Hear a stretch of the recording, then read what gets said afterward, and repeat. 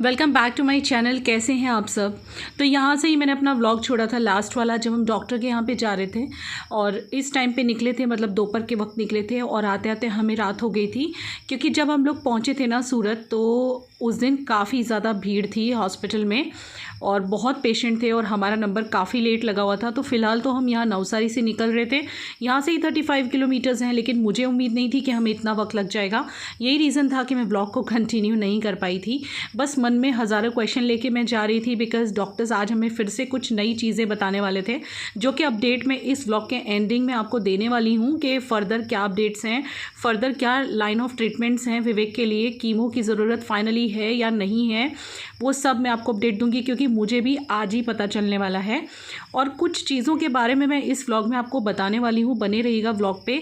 ये व्लॉग आपको chit chat लग सकता है, लेकिन इस व्लॉग में इस बीमारी के बारे में मैंने बहुत सी बातें कही हैं, जो कि हो सकता है किसी को हेल्पफुल हो और जानने के लिए मिले कि हाँ ये चीज़ ऐसे होती है तो हमें क्या करना चाहिए।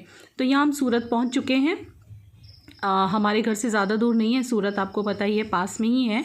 तो बस अब मैं हॉस्पिटल पहुंच गई हूँ इनके साथ, लिफ्ट के बाहर खड़ी हूँ, ऊपर जाएंगे एंड देन देखते हैं कब वापस लौटते हैं। तो ये हो चुकी है हमें लौटते हुए रात। हम लोग 7:30 को हॉस्पिटल से निकले थे, जबकि हम लोग 5 o'clock आई थिंक पहुंच चुके थे वहाँ, लेकिन बहुत टाइम लग गया। 7:30 हॉस्पिटल से निकले और घर पहुंचते और समझ लो आप 1-1.5 घंटा, तो आप समझ लो काफ़ी वक्त हो गया था हमें। तो जो भी चीज़ें डॉक्टर ने बताई थी सब मन में लेके वापस जा रही थी, वेट करी थी जल्दी से घर पहुँचूँ और मम्मी को सब कुछ अपडेट दूँ। आज पापा को हम साथ में नहीं लाए थे, क्योंकि लास्ट टाइम जब लाए थे ना तो पापा को हॉस्पिटल के बिल्कुल बाहर बैठना पड़ा था, तो मुझे अच्छा नहीं लगा। मुझे लगा अरे यार वो ऐसे ही बैठे रहेंगे, उससे बेटर है कि वो घर पर रहें, आराम करें, बच्चों के साथ टाइम स्पेंड करें। तो इसीलिए हम लोग और एक ड्राइवर को हम लेके जाते हैं, बस इतने ही लोग आए थे, मैं, विवेक और ड्राइवर। तो ये है नेक्स्ट डे। उस दिन आने के बाद भी मैं कोई बात नहीं कर पाई थी, बहुत थक गई थी, बहुत ही ज़्यादा टायर्ड हो चुकी थी। और अभी मैं फ़ोन पे बात कर रही थी, मेरी कज़न का फ़ोन आया हुआ है, मैं कहा चलो आपसे बातचीत करूँ, उससे पहले उसका कॉल अटेंड कर लेती हूँ, तो उसी से बात करी थी। और हाँ, मैंने 2-3 शूट भी आज किए हैं। मीशो का एक शूट किया है, इसके अलावा भी एक शूट किया है। तो वही बस आज पूरा दिन मेरा चलने वाला है, वही काम किया मैंने। तो काफ़ी अभी काम करके बैठी हूँ और आपको आज कुछ इम्पॉर्टेंट चीज़ें मैं मेरे ज़िंदगी की बताने वाली हूँ कि जब इस बीमारी के दौर से हम निकले, क्या क्या फ़ील किया और क्या है ये बीमारी और इसमें क्या चीज़ों का ध्यान रखना बहुत ज़रूरी होता है। Hi guys, welcome back to my channel. अभी 4 बज रहे हैं और अभी बस ये वाला शूट किया है, शायद आपने देखा भी हो ये वाला शूट। देखिए कितना सुंदर है ये, विवेक का कुर्ता, विवेक का कफनी। बड़ी एक्साइटेड हूँ मैं, क्योंकि अब ये धीरे धीरे ठीक हो रहे हैं। अब देखिए जब बिल्कुल ठीक हो जाएंगे तब हम लोग घर में सत्यनारायण पूजा कराने वाले हैं, हवन कराने वाले हैं। तब मेरा मन है कि विवेक ये पहने और मैं ग्रीन साड़ी पहनूंगी साथ में। कैसा लग रहा है? सुंदर है ना? वैसे आप वीडियो में तो शायद देख ही चुके होंगे मीशो के। बहुत सुंदर कुर्ता है और सिल्क का है, और इसके साथ इनका पायजामा भी मंगवाया है। और मम्मी के लिए देखिए कितनी सारी शॉपिंग की है मैंने, ये सब कुछ मैं वीडियो में शेयर कर चुकी हूँ, आप शायद देख चुके होंगे वाला वीडियो। मम्मी के कुर्ते, प्लाजो के सेट, मम्मी की कुर्तियाँ, क्योंकि मम्मी, मैंने आपको बताया था यहाँ पे गर्म कपड़े ले आई थी सारे, तो फिर इनके पास कुछ कॉटन का नहीं था, तो मैंने कहा चलो मैं शॉपिंग कर देती हूँ। आज मैंने ये खुद भी मीशो का ही पहना हुआ है, कितना सुंदर लग रहा है ये। और आपको एक चीज़ दिखानी है, मैं दिखाती हूँ आपको अभी, 1 ही मिनट दिखा दूँ। ये देखिए, आपकी रुचि दीदी का स्केच है ये। और ये किसने बनाया है? ये ना मेरठ में मेरी एक कज़न है, बुआ की बेटी, क्या नाम है उसका, मनु नाम है, और मेरे से छोटी है। बचपन में हम साथ खेले हैं। तो जब मम्मी आ रही थी ना यहाँ पे, तो उसे पता चल गया था 2 दिन पहले कि मम्मी यहाँ आने वाली हैं, तो उसने मेरे लिए फटाफट से स्केच बनाया। वो काफ़ी एक्सपर्ट है, उसका खुद का चैनल भी है। क्या नाम है उसके चैनल का?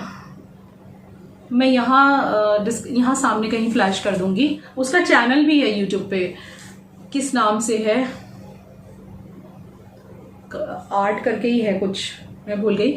मनु नाम है उसका, मेरी कज़न का। और आपको याद होगा मैंने ये मेकअप लुक किया था 2019 के अक्टूबर में, और ये फोटो उसने देखा था, और उसमें से देख के उसने सेम जो मैंने ड्रेसिंग किया था, सेम जो मैंने हेयर स्टाइल किया था, सेम मेकअप किया था, ब्लू कलर की स्मोकी आईज बनाई थी, उसने सेम वही बनाने की कोशिश की, जो कि काफ़ी रिजेंबल कर रहा है। ये पोर्ट्रेट उसी ने बनाया है और ये फ्रेम करा के मम्मी को दे दिया था। मुश्किलों में से निकले हम लोग और बहुत ही बुरा वक्त देखा। अभी ऐसा लगता है जैसे एक बुरा सपना था। भगवान की कृपा से सब नॉर्मलाइज हो रहा है धीरे धीरे। कैंसर वर्ड जो होता है ना, वो छोटा वर्ड नहीं होता है, ये बहुत बड़ा वर्ड होता है। और ये वर्ड जिसके भी जीवन में आया होगा शायद वो समझ गए होंगे मैं क्या कहना चाह रही हूँ, कि एक पल के लिए ज़िंदगी थमी हुई लगती है, रुकी हुई लगती है, ऐसा लगता है ज़िंदगी ख़त्म, इसके आगे ज़िंदगी ही नहीं है। लेकिन एक कैंसर पेशेंट और उसके घर वाले कैसे उसमें से निकलते हैं, कैसे उस परेशानी को पार करते हैं, वो उन्हीं लोगों का दिल जानता है। और अब मैं उसमें से निकल चुकी हूँ, तो मुझे पता है कि ये वर्ड ईजी नहीं है, ये बहुत ही पेनफुल वर्ड है और बहुत ही पेनफुल प्रोसीजर है। और अपने आंखों के सामने अपने घर वालों को, अपने पति या किसी की वाइफ को होता है, पति को होता है, बच्चों को होता है, मुश्किल हो जाता है देखना। मैंने विवेक को जिन हालातों में देखा है वहाँ हॉस्पिटल में, मैं आपको बयान नहीं कर सकती। बहुत तकलीफ़ हुई है मुझे देख के, मेरी आत्मा अंदर तक मेरी आत्मा जो है वो दर्द फील करती थी। लेकिन क्या कर सकती थी मैं, दर्द तो उन्हीं को बर्दाश्त करना था, मैं सिर्फ उनका एक सहारा बन के, हिम्मत बन के उनके बाजू में खड़ी हो सकती थी, जो मैंने किया। एक वाइफ क्या कर सकती है, अपने पति को हर तरह से सपोर्ट कर सकती है, मॉरली, फिजिकली, सेवा करके, फाइनेंशियली मेहनत करके, इससे ज़्यादा तो क्या कर सकती है। वो मैंने पूरा किया, कोशिश कर रही हूँ अभी भी पूरा करने की, क्योंकि टाइम टू टाइम उनका स्टोमा बैग मुझे क्लीन करना होता है, दिन में कम से कम 4 से 5 बार। और साथों साथ अपना काम कर रही हूँ, मम्मी पापा हैं, अच्छा लग रहा है। दूसरी बात कि हमें सेकंड स्टेज पे पता चल गया, इतनी कृपा है भगवान की और आप लोगों की दुआएं काम लगी। लेकिन जिस किसी को ये वर्ड ऐसा है ना, ये बीमारी ऐसी है, मैं ये सब इसलिए नहीं शेयर कर रही, इसलिए भी शेयर कर रही हूँ कि जिससे कुछ लोगों को नॉलेज मिल सके। ये बीमारी ऐसी है ना कि ये बीमारी स्टेज पे डिपेंड करती है कि कौन सी स्टेज पे पता चली है। अगर लेट हो गया है ना, मतलब 4th स्टेज हो गई है, बहुत चीज़ें कॉम्प्लिकेटेड हो जाती हैं। लेकिन अगर यही बीमारी अगर स्टार्टिंग में पता चल जाए, 1st या 2nd स्टेज में या मैक्सिमम 3rd स्टेज में, तो बहुत अच्छी तरह से इसका ट्रीटमेंट पॉसिबल है। शुक्र है भगवान का, 2nd स्टेज पे हमें पता चला।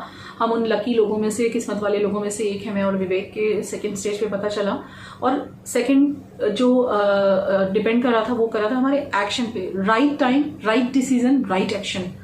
ये चाहिए इस बीमारी में, मतलब आपको पता चला सही टाइम पे, आपने सही डिसीजन लिया कि कहाँ करना है, किसके हाथों से करना है, और सही एक्शन, यानी कि डॉक्टर एकदम परफेक्ट होना चाहिए कि सही एक्शन ले वो। तो ये तीनों ही चीज़ें हमारी किस्मत में अच्छी रहीं और सब कुछ अच्छी तरह से हुआ है। बस अब ट्रीटमेंट्स हैं, ट्रीटमेंट इसका लॉन्ग चलता है, तो आपको पता है कि चलता है, मतलब in the sense time to time checkups, medicines, ये सब चलता ही रहता है। और चेक रखना पड़ता है, इस बीमारी पे चेक रखना पड़ता है, फिर दोबारा से होने की शक्यता, पॉसिबिलिटी कभी होती है कभी नहीं होती है। लेकिन अगर हम चेक रखें तो हमें स्टार्टिंग में ही पता चल जाता है। उसके लिए CT स्कैन्स वगैरह रेगुलर होते हैं, जो कि विवेक के भी होंगे। अब सोचती हूँ तो ऐसा लगता है कि अभी 21 तारीख की बात है जब हमें ये पता चला था, और 2 तारीख को ऑपरेशन हो गया। हम लोग ने लेट नहीं किया, वहाँ भी हम जीत रहे हैं। और आज फरवरी का एंड है, ये ऐसा लगता है it was a bad dream, जो कि शायद निकल गया, बीत गया। अब तो सिर्फ उनकी केयर करनी है और मेहनत करनी है बस उनके लिए और परिवार के लिए, जिसमें मैं बिल्कुल पीछे नहीं हूँ। पेरेंट्स ने बहुत साथ दिया है और आप लोगों ने बहुत साथ दिया है। और हाँ, एक और चीज़ बोलनी है, कुछ लोगों को मेरा ज्वाइन बटन के बारे में बताने से कन्फ्यूज़न हो गया। लोगों को लगा कि मैं लालची हूँ, और कुछ लोगों को ऐसा भी लगा कि मैं जो है वो जो आपने मेरे लिए दुआएं की, एक कमेंट आया था कि हमने आपके लिए इतनी दुआएं की जब आप तकलीफ में थी और आपने बदले में क्या दिया, पेड ज्वाइन बटन। आपने मुझे बिल्कुल गलत समझ लिया डियर, मेरा ये मतलब बिल्कुल नहीं था। आप लोगों ने जो मेरे लिए किया है ना, उसकी तो कोई कीमत ही नहीं है। मैं अपनी जान भी निकाल के आपके सामने रख दूँ वो कम रहेगी शायद, बिकॉज दुआओं में दवाओं से ज़्यादा शक्ति होती है। और दुआएं सबने दिल भर भर के की मेरे लिए और विवेक के लिए, जो लगी हम लोगों को, सच बात है, दुआएं लगी हैं, तभी ये सब इतना जल्दी मूव हो गया और लाइफ बैक टू रूटीन आने लगी है। तो वो चीज़ नहीं है, वो पेड ज्वाइन बटन। मैं अकेले यूट्यूबर नहीं हूँ, बहुत सारे यूट्यूबर्स को ज्वाइन बटन मुझे तो कब से मिला हुआ था, मैं आपको बोलूँ ना, 1 साल से मिला हुआ था। मैंने इसको एक्टिवेट नहीं किया था, लेकिन जैसे कि मैंने आपको बता दिया, अब मुझे ऐसा लगा कि मुझे एक्टिवेट करना चाहिए, क्योंकि ये हर यूट्यूबर के पास होता है और बहुत सारे लोगों ने एक्टिवेट किया हुआ है। और मैंने आपको ये चीज़ बताई है खुल के, मैं आपसे कुछ छुपाती नहीं हूँ कि अब इतना बड़ा प्रॉब्लम होके चुका है तो ऑब्वियस सी बात है कि विवेक का ट्रीटमेंट भी चलेगा, उसमें खर्चा भी लगने वाला है बहुत सारा। साथों साथ बच्चे भी तो हैं, बच्चे भी बड़े बड़े हो रहे हैं, एक 10th में है, एक 5th में है, तो ऑब्वियसली उनकी भी सब जिम्मेदारियां हैं मेरे ऊपर। और मेहनत तो मैं कर ही रही हूँ जो कि, लेकिन आपने सोचा मैंने अब तक क्यों नहीं उसको एक्टिवेट किया था ज्वाइन बटन को। मेरे पास वो 1 साल से था ज्वाइन बटन, लेकिन वो मेंबरशिप बोलते हैं उसे, ज्वाइन मेंबरशिप, लेकिन मैंने वो एक्टिवेट नहीं किया था। अभी क्यों किया? क्योंकि अभी मुझे लगा ऐसा कि ठीक है ना, ये तो सभी यूट्यूबर्स के पास है, और अगर मैं इसको एक्टिवेट कर भी देती हूँ तो क्या बुराई है इसमें, कुछ एक्स्ट्रा पर्क्स होते हैं। क्या पूरा यूट्यूब ही गलत है? जिस यूट्यूब ने ये ज्वाइन बटन हम लोगों को दिया हुआ है, पूरा यूट्यूब तो गलत नहीं हो सकता, उनका कॉन्सेप्ट तो गलत नहीं हो सकता। उसमें कुछ पर्क्स हैं, कुछ ऑफर्स हैं जो मैं आपको ऑफर कर रही हूँ, और किसी को कोई फोर्स भी नहीं है। वो मैंने पहले भी आपको बताया, आपकी इच्छा है तो आप उसे ज्वाइन करो, नहीं तो आप मत करो, आप छोड़ दो। ऐसे ही मैं तो आपके साथ बनी रहने वाली हूँ, ऐसे भी आपके लिए वीडियोस लेके आते रहने वाली हूँ। बस वो तो मुझे खुद को लगा कि हाँ अब मुझे ज़रूरत है, तो अगर किसी को ये एक्स्ट्रा पर्क्स चाहिए और मुझे कुछ फ़ायदा हो रहा है उससे, और मेरी फैमिली में सपोर्ट हो रहा है मेरे हस्बैंड के ट्रीटमेंट में और सब चीज़ों में, बस इसीलिए मैंने वो ज्वाइन बटन एक्टिवेट किया। आप गलत मुझे ना समझें, ठीक है ना। पहले जैसा ध्यान मैं अपने काम पे शायद ना दे पाती हूँ, लेकिन कोशिश तो करती हूँ मेहनत करने की। आई होप यू अंडरस्टैंड, और मुझे गलत ना समझें। ज्वाइन बटन आपकी इच्छा है, आप ज्वाइन करना चाहें करें, नहीं तो कोई बात नहीं, मैं तो हूँ ही आपके लिए, ठीक है। तो गाइज़, मेरे ज्वाइन बटन के बारे में बताने से आप ज़रा भी मुझे गलत ना समझें, इसीलिए मैं कैमरा में देख रही हूँ, क्योंकि मुझे यही आपसे दिल की बातें करनी है। तो ये शूट मेरा कंप्लीट हो चुका है, और शूट कंप्लीट होने के बाद कुछ इस तरह से सिनेरियो रूम का हो जाता है, तो वही मैंने कहा चलो थोड़ा ठीक कर दूँ, फिर आराम से आपको बैठ के बताती हूँ कि आफ्टर ऑल डॉक्टर ने हमें क्या बोला है, और आगे लाइन ऑफ ट्रीटमेंट क्या है, अब डायरेक्ट कितने दिन के बाद बुलाया है, और फाइनली कीमो लगेगा या नहीं लगेगा वो भी डॉक्टर ने हमें बता दिया है। तो बस आप बने रहिए, बस अभी ये कपड़े थोड़े से तह लगा लूँ मैं, फिर आपको डायरेक्टली बैठ के बताने वाली हूँ। अभी आज के व्लॉग में मम्मी पापा आपको दिखाई नहीं दे रहे, उसके लिए सॉरी, क्योंकि ये व्लॉग बिल्कुल बस मेरे दिल की बातें और मैं जो कहना चाहती थी, क्योंकि ये बीमारी ऐसी बीमारी है ना कि बहुत सारे लोगों ने इसको फेस किया है और करते होंगे, और बड़ा दर्दनाक बीमारी है ये, इंसान की ज़िंदगी को हिला के रख देती है, ऐसी बीमारी है। एक पेशेंट के लिए और उसके घर वालों के लिए एक अग्नि परीक्षा जैसी बीमारी है ये। तो बस उसके बारे में आपसे डिस्कस किया मैंने, और इसके बाद अब मैं आपको अपडेट बताऊंगी कि क्या अपडेट है, और थोड़ा सा अच्छा और खुश फील कर रही हूँ, क्योंकि अपडेट जो देने वाली हूँ वो थोड़ा सा अच्छा ही है, प्यारा ही है। आप लोगों की वजह से ज़िंदगी काफ़ी ज़्यादा बेटर हो गई है, रूटीन पे आ गई है, क्योंकि आपने बहुत दुआएं की थी, मुझे पता है। मेरी यूट्यूब फैमिली बहुत प्यारी है यार, love you so much guys. तो चलिए बताती हूँ आपको। आज मेरे बालों को थोड़ा सा ट्रीट किया है, तो थोड़े अच्छे लग रहे हैं, और हाँ ये ग्रेज हैं तो इनको कवर भी करना है मुझे, तो बहुत जल्दी मैं जो है इनको कवर करूंगी। तो मैंने किस तरह से आज मेरे बालों को ट्रीट किया, मैंने आज लगाई थी सिर्फ दही, इसमें कोई मेहंदी वेहंदी कुछ नहीं डाली थी, बस दही मैंने अप्लाई की। लगभग बोलूँ तो कितनी देर, 1.5 से 2 घंटा दही अप्लाई कर ली थी, फैट वाली दही, फुल फैट दही, और फिर उसको लगा के छोड़ दिया था, और इन बिटवीन मैंने घर की डस्टिंग की। वो अपडेट बता देती हूँ। विवेक को डॉक्टर को कल दिखा दिया था, मैंने कहा इस व्लॉग को एंड करूँ और आपको सब बता भी दूँ कि क्या हुआ है। तो कल हम जो दिखाने गए थे वो मैंने आपको बताया था ना, हर वीक डॉक्टर ने बुलाया है, एवरी वीक बुलाया है, अभी जब तक स्टोमा बैग नहीं निकलता है। तो मैं आपको बता दूं, स्टोमा बैग निकलने में अभी भी 20 डेज आई थिंक है। तो मम्मी पापा रुकेंगे, मम्मी पापा को आके बताया, वो लोग प्लान कर रहे थे मार्च के फर्स्ट वीक में जाने का, लेकिन जब हमने बताया कि अभी 20 डेज लगेंगे बैग निकलने में, तो फिर उन लोगों ने अपना प्रोग्राम शायद एक्सटेंड करेंगे। वो कह ही रही थी मम्मी, वो बोल रही है जब तक तुम्हारे कंप्लीट नहीं हो जाता मैं ऐसे तुम्हें बीच में छोड़ के नहीं जाऊँगी, क्योंकि और आपको मैंने ये भी बताया था शायद, जब लास्ट टाइम मैं डॉक्टर को दिखाने विवेक को गई थी तो उनको पेट पे एक स्टिच और लेना पड़ा है। उनके स्टोमा बैग में कुछ कॉम्प्लिकेशन था, तो स्टिचिंग फिर से हुई है 1-2 जगह पे। उसी को देखते हुए थोड़ा लंबा हो गया है ये प्रोसीजर। और स्टमक में से एक पाइप डाला हुआ था, वो कल निकाल दिया। यस्टरडे जब हम लोग डॉक्टर के यहाँ गए थे, हमें लौटने में कितना बज गया था, 7:30 बजे, हमें 7:30 बज गए थे हमें हॉस्पिटल से निकलने में, जबकि हम वहाँ पहुँच गए थे 5 बजे। एक्चुअली हुआ क्या था, कल बहुत भीड़ थी वहाँ पे, बहुत सारे पेशेंट्स थे, तो हमारा नंबर ज़रा लेट लगा, और 7:30 हम निकले, तकरीबन यहाँ 8:30 पौने 9 बजे आए। और काफ़ी थक चुकी थी मैं, क्योंकि दिन में जब मैं गई मुझे काफ़ी नींद आ रही थी, लेकिन मैं सोई नहीं थी, चली गई थी। तो बस फिर मैंने कहा चलो अब क्या बात करनी, आज सुबह से भी काम में ही थे। आज शायद पापा पंजीरी बनाएंगे, तो शायद अब इससे नेक्स्ट वाले ब्लॉग में मैं आपके साथ शेयर करूंगी। मम्मी बनाएगी, पापा बनाएंगे, कोई बनाएगा, बनेगी। मम्मी ने मावा सेक के रखा हुआ है। तो अभी राइट नाउ प्रिशा ट्यूशन गई हुई है। खाना खा के पापा, मम्मी और विवेक तीनों बातें कर रहे हैं, अवी को पढ़ा रहे हैं। साथ साथ पापा के साथ अच्छी तरह से पढ़ लेता है, मतलब मेरे पापा के साथ। अपने नानू के साथ बहुत अच्छी तरह पढ़ता है। पापा को उससे कुछ विशेष ही प्यार है, अलग ही प्यार है अवी के साथ। और यही अपडेट है कि अभी 20 डेज लगेंगे स्टोमा बैग निकलने में, और बाकी रेगुलर टेस्ट तो होने ही है उनके 20 डेज के बाद भी। वो पहले मतलब 15 to 20 डेज, शायद 15 डेज पे स्टोमा निकल जाए, और उससे पहले उनका कोलोनोस्कोपी होगा, सीटी स्कैन होगा। जैसे मैं आपको बता दी थी कि टेस्ट वगैरह तो अब हमारी लाइफ में थोड़े टाइम चलने वाले ही हैं, क्योंकि इतनी बड़ी प्रॉब्लम हो चुकी है। तो ऑब्वियसली आपको भी पता होगा कि रेगुलर टेस्ट होते हैं, रेगुलर सीटी स्कैन्स होते हैं, काफ़ी सारे प्रोसीजर्स होते हैं जिसमें से निकलना होता है, और वही है। फिलहाल डॉक्टर ने जो इंजेक्ट करते हैं कीमो, उसके लिए तो मना किया है, बोल रहे हैं इतना ज़रूरत नहीं लग रहा है। और क्योंकि अभी पैट स्कैन नहीं हुआ है, पैट स्कैन तो नहीं होगा, स्टोमा बैग निकलने के बाद ही होगा। और इसके अलावा सब कुछ खा सकते हैं, वॉकिंग कर सकते हैं। अभी वो काफ़ी ठीक होने लगे, नहाने की भी परमिशन दे दी है उनको, तो आई थिंक वो आज तो नहीं नहाए, शायद कल नहाएंगे।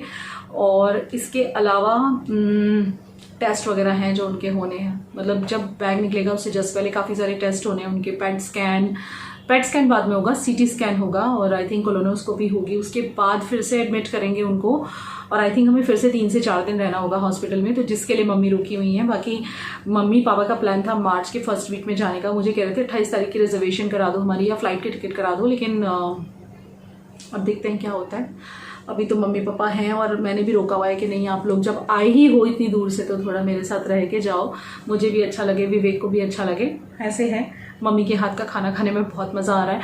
और हाँ, किसी ने कमेंट किया था कि आपकी मम्मी इतनी उम्रदार हैं, उनको थोड़ा रेस्ट दो, आप इतना काम करा रहे हो। तो मैं काम नहीं करवा रही हूँ उनसे, माँ है, मुझे परवाह है उनकी, लेकिन उनको ही खुद मुझे बना के खिलाना है। उनको अच्छा लग रहा है अपने बेटी और दामाद को अपने हाथ का खाना खिलाना, तो इसमें मैं क्या कर सकती हूँ। आप लोग गलत मत समझिए, ये एक माँ का बच्ची के प्रति और जमाई के प्रति प्यार है। ब्लॉग को मैं यहाँ पे एंड करती हूँ। अब बाकी का ब्लॉग मैं यहाँ से शुरू करूँगी शाम से, कि पापा ने अगर पंजीरी बनाई या मम्मी ने बनाई, वो आपको नेक्स्ट ब्लॉग में देखने के लिए मिलेगा। अभी बजे हैं 3:15 हो गए हैं, 3:20 हो गए हैं। मुझे अभी शूट भी करने हैं 2, तो वो मैं फिनिश कर लेती हूँ। शाम तक मैं काम में ही हूँ, और आज तो मम्मी ने सबकी बहुत वाट लगाई है। अभी ये कैमरा ऑन करने से पहले मम्मी ने आज सबकी, मम्मी पापा ने वाट लगाई है। मतलब हुआ क्या कि होता है ना, बच्चे कभी कभी रिस्पॉन्सिबिलिटी दिखाते हैं।